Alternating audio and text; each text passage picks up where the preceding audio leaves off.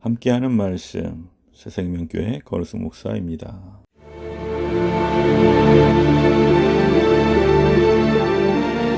그 후에 다윗이 여호와께 여쭈어 아뢰되 내가 유다 한 성읍으로 올라가리이까? 올라가라. 어디로 가리이까? 헤브론으로 갈지니라. 다윗이 그의 두 아내 이스라엘 여인 아히노암과 갈멜 사람 나발의 아내였던 아비가일을 데리고 그리로 올라갈 때에 또 자기와 함께한 추종자들과 그들의 가족들을 다윗이 다 데리고 올라가서 헤브론 각 성읍에 살게 하니라. 유다 사람들이 와서 거기서 다윗에게 기름을 부어 유다 족속의 왕으로 삼았더라. 어떤 사람이 다윗에게 말하여 이르되 사울을 장사한 사람은 길르앗 야베스 사람들이니이다. 다윗이 길르앗 야베스 사람들에게 전령들을 보내 그들에게 이르되 너희가 너희 주 사울에게 이처럼 은혜를 베풀어 그를 장사하였으니 여호와께 복을 받을지어다.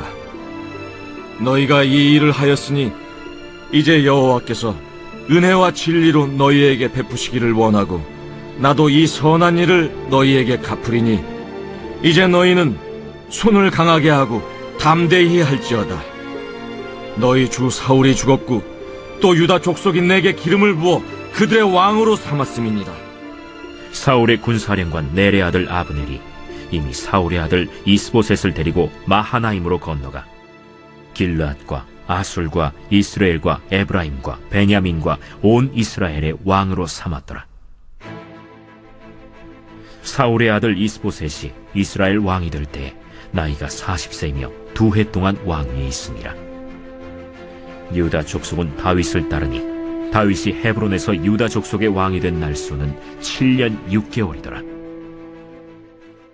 사울의 죽음 이후 이스라엘의 왕권은 두 갈래로 나뉩니다. 유다 지파의 추대를 받아 왕이 된 다윗과 사울의 아들 이스보셋입니다. 본문은 두 사람이 각각 왕이 되는 과정을 소개하면서 하나님이 세우신 참된 왕의 특징을 알려줍니다. 사울 가문 사람들은 사울로 시작된 왕권을 놓치고 싶지 않았습니다. 특히 사울의 군사령관이면서 친척 관계였던 아브넬은 권력욕이 강한 인물이었습니다. 그는 사울이 통치하던 시기에는 두각을 나타내지 못했습니다. 하지만 사울이 죽고 나라가 불안정한 시기를 틈타 사울의 아들 이스보셋을 왕으로 옹립하고 그를 내세워 이스라엘을 좌우하는 권력자가 되었습니다. 일반적인 사고로는 사울이 죽고 그의 아들이 왕권을 차지하는 것이 자연스러워 보일 수도 있습니다. 하지만 이스보셋을 왕으로 세우는 과정에 참여한 사람들 가운데 하나님의 뜻을 염두에 둔 사람은 아무도 없었습니다. 이스보셋의 왕권은 오로지 인간적인 탐욕의 결과였습니다. 많은 사람이 아브넬처럼 하나님의 뜻과 상관없이 세속적인 욕심을 따라 살아가고 있습니다. 부와 권력을 왕으로 삼고 그것을 추구하며 살아갑니다. 얼마 전 유명한 사립초등학교에서 입학 장사를 한 사건이 있었습니다. 몇몇 부유한 사람들이 불법 입학 자금으로 자녀들을 부정 입학시킨 것이 발각된 것입니다. 그들은 사회 정의나 이웃에 대한 배려는 뒷전이었고 오직 자녀에 대한 왜곡된 사랑과 이기적인 욕심만을 따라 행했습니다. 세상은 이처럼 인간의 탐욕을 왕으로 삼아 살아가야 성공할 수 있다고 가르치고 있습니다. 하지만 성경은 본능적인 욕망을 따라 살아가는 사람들에게는 하나님의 진노가 기다리고 있다고 경고합니다. 그러므로 우리는 하나님이 주시는 경고를 마음에 새기고 세속적인 욕심 대신 하나님의 뜻을 따르는 삶을 살아야 합니다. 하나님은 불순종하는 사울 대신 다윗을 왕으로 세우기로 결정하셨습니다. 그렇다면 왜 하나님은 다윗을 선택하셨을까요? 다윗이 하나님께 순종하는 사람이었기 때문입니다. 다윗은 사울이 죽은 후에 자기가 어디로 가야 하는지 하나님께 여쭈었습니다. 하나님은 다윗에게 헤브론으로 가라고 말씀하셨고 다윗은 즉시 가족과 두 아들을 이끌고 헤브론으로 이주했습니다. 그곳에서 유다 사람들이 그를 왕으로 옹립했습니다. 다윗은 하나님께나 사람들에게 왕으로 인정받은 사람이었습니다.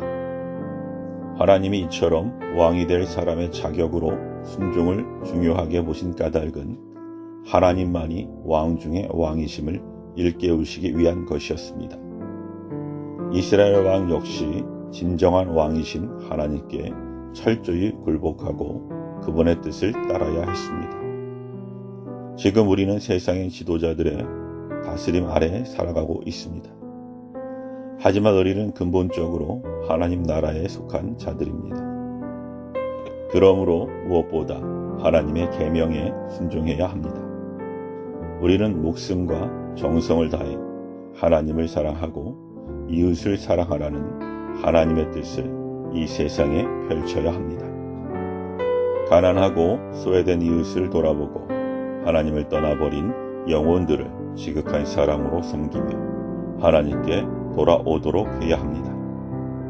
하나님은 우리가 하나님의 뜻에 순종할 때 우리의 순종을 통해 당신의 나라를 세우시고 확장해 가시며 하나님이 온 세상의 왕이심을 밝히 드러내실 것입니다. 우리가 무엇을 추종하든지 그것이 우리를 다스리는 왕이 됩니다. 많은 사람이 돈과 명예 그리고 자신의 욕심을 왕으로 삼고 살아가고 있습니다. 이런 세속화된 사회 속에서 우리는 오직 하나님만을 온전히 따르는 성도의 길을 가야 합니다.